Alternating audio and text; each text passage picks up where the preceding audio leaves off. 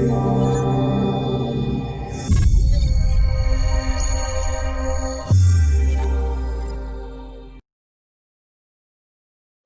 that on the schedule here, we do have the Democratic candidate, one of the Democratic candidates for Oakland County Prosecutor, Karen McDonald.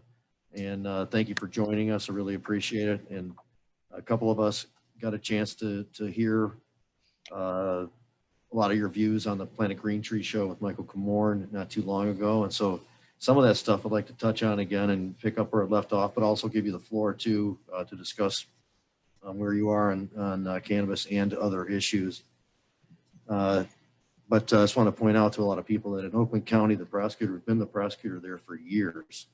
Jessica Cooper has been one of the single most worst enemies to our movement and an obstructionist to the implementation of the laws as intended.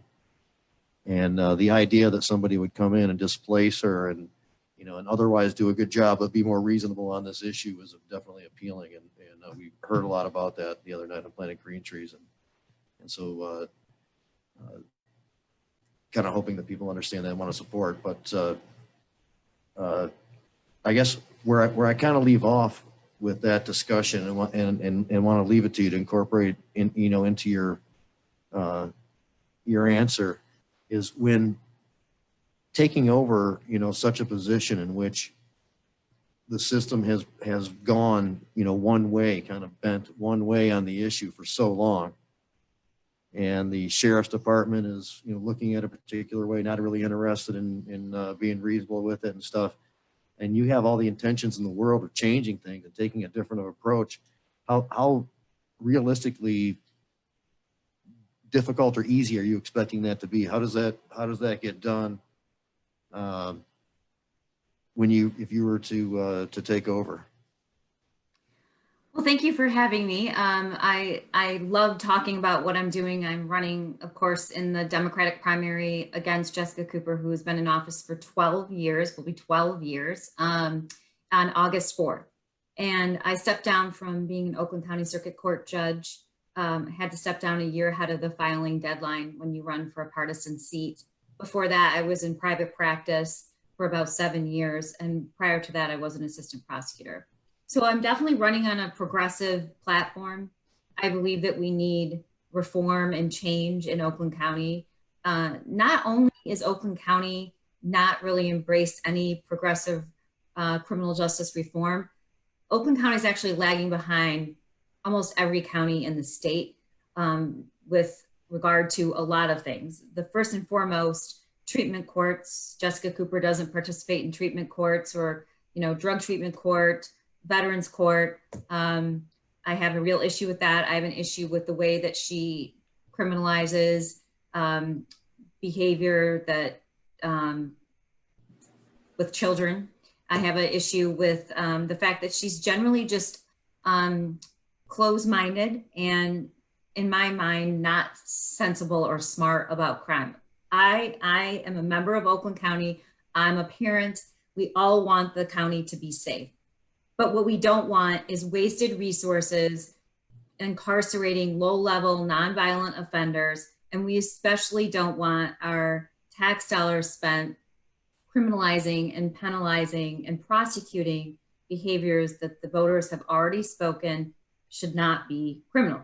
So I can't really wrap my head around why that's still happening. I'm in favor of expungement of all possession of marijuana cases.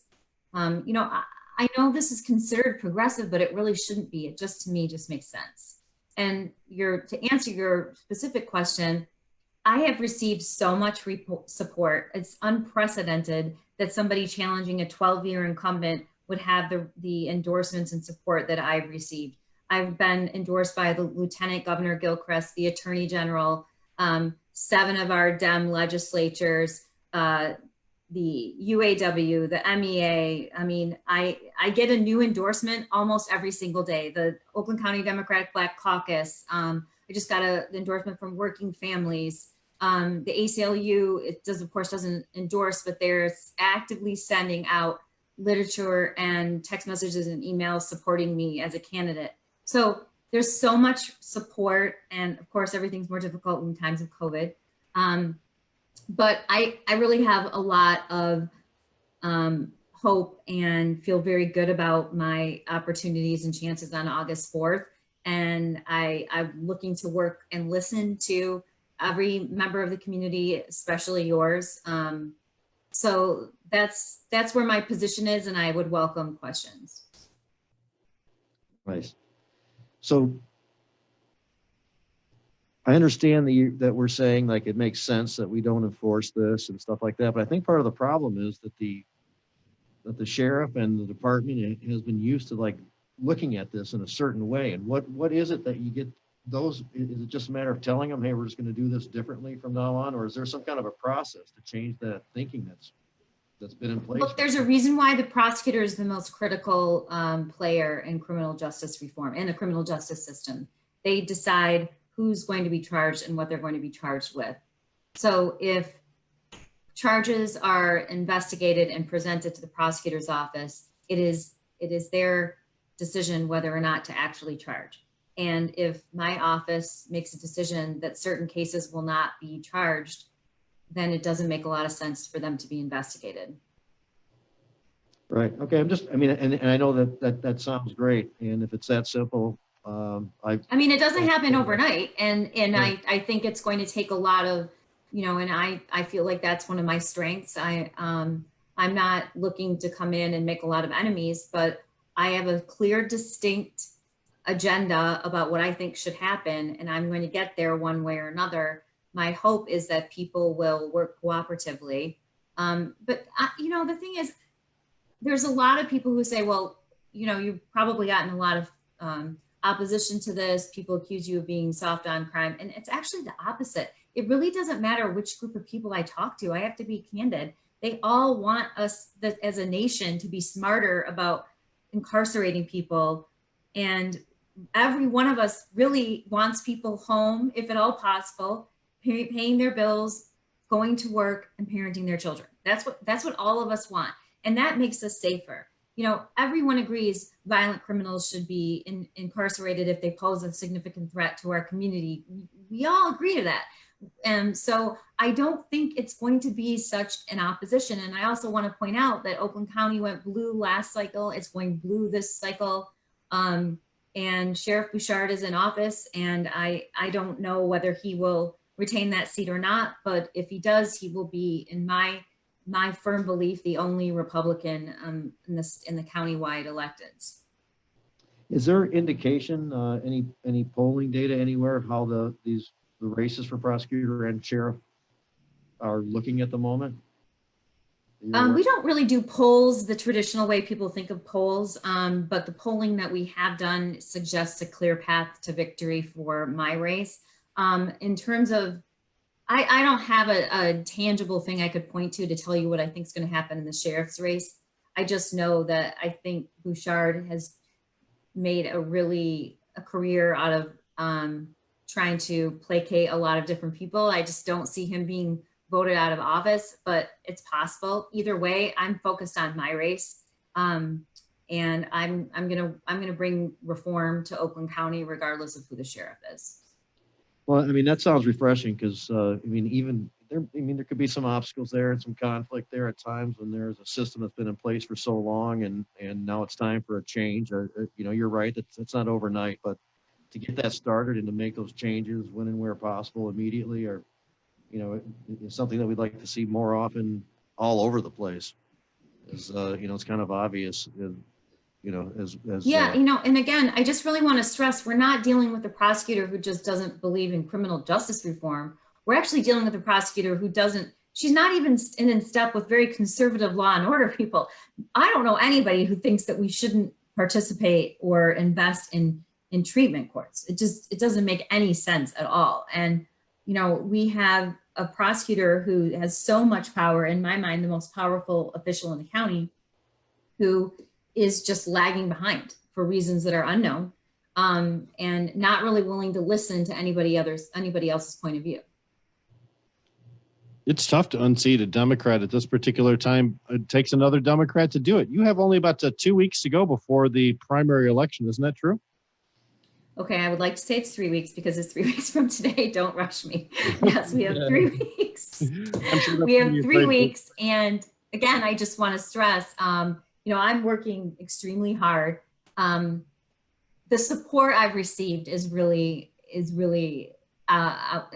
outstanding. And Certainly, I think you said other Dems would like to see change too, right? Mhm. yeah, it does. That's exactly what it says. It's most of these people willing to come out and say, no, I actually support the person challenging the 12-year incumbent. They're doing that for a reason because she's been in office for 12 years and she's a female Dem.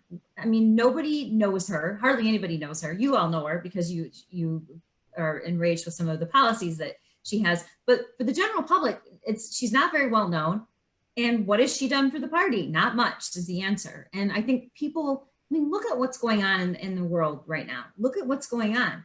She recently, as of last month, we had our first candidate forum. And the first question we were asked is, what role does the prosecutor play in affecting racial disparity? And her answer was, we don't see racial disparity in Oakland County.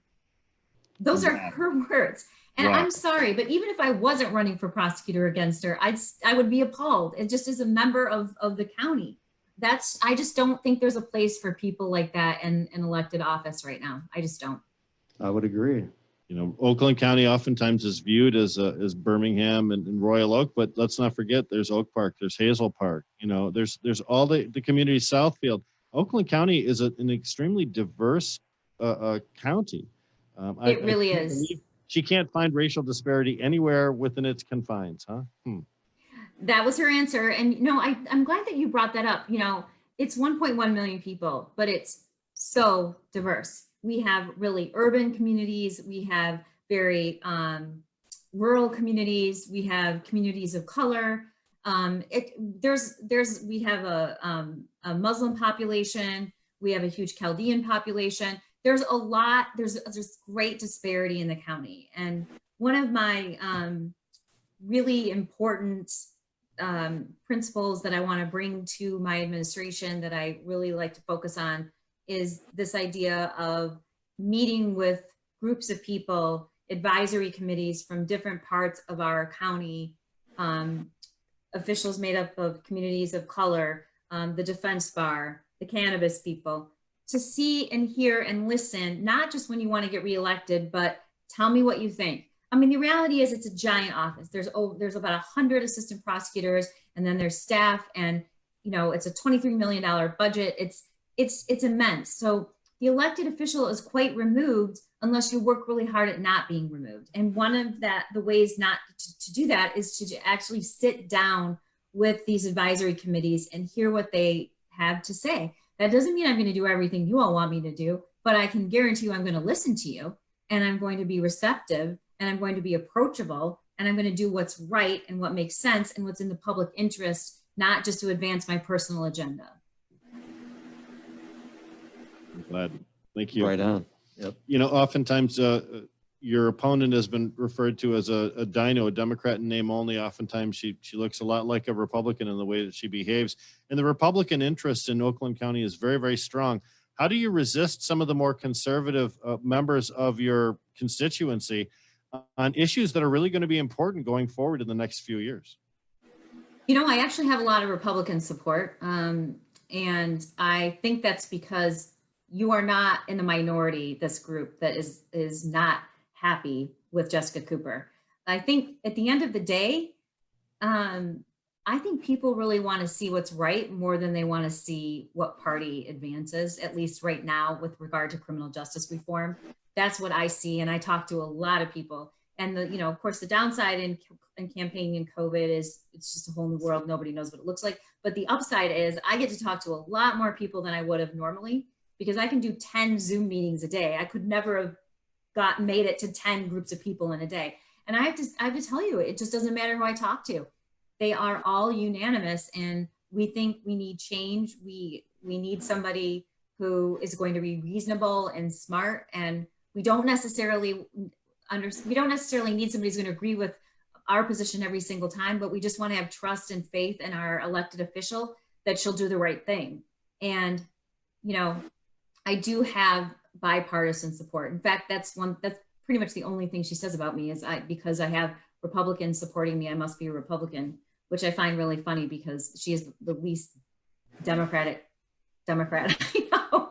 That's But my I don't like to question. really get into the weeds with it. I mean, I really just want to focus like what my beliefs are. And I just want to say too, you know, the Republican challenger was found, I think she decided and filed the last day to file. I believe my big race is the primary, and I think the data shows that too. Not to say that I'm not going to continue to work hard.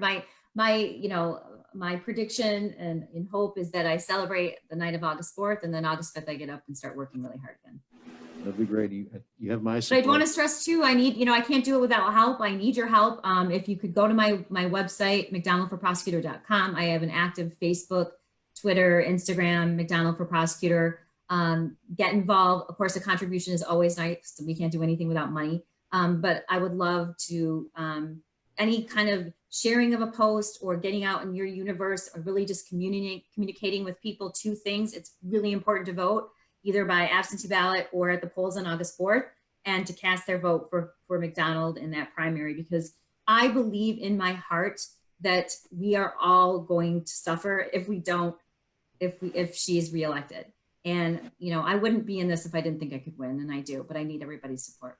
Karen, one more time with the website, people can reach out. McDonaldforprosecutor.com. And then I have active Facebook, Twitter, and Instagram, McDonald for Prosecutor. Okay, I am going to definitely donate. Please Pledging donate if right you now. can, any amount, but also go on my social media and share to your universe, your great aunt down the road, your social media group, whoever it is that you need. We need people to vote for so many reasons, but criminal justice reform is, I believe, the most critical issue facing our society right now. And that is why I'm in the game. And I can't do it unless I'm elected, and I can't get elected unless I have support. So I really want to thank you for having me on. And I'd also, just really encourage you to reach out for feedback or questions. I'm very approachable and available, and this is what I do all day long.